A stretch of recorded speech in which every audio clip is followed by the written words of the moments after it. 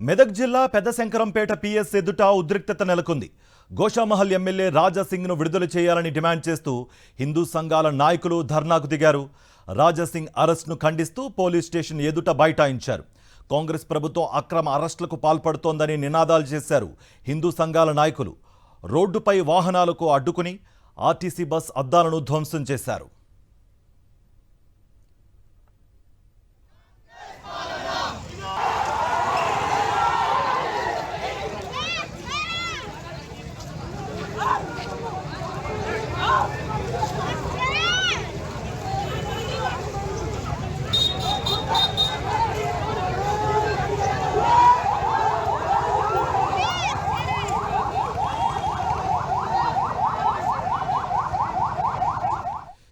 Kamareddy BJP MLA వెంకటరమణారెడ్డిపై case నమోదైంది.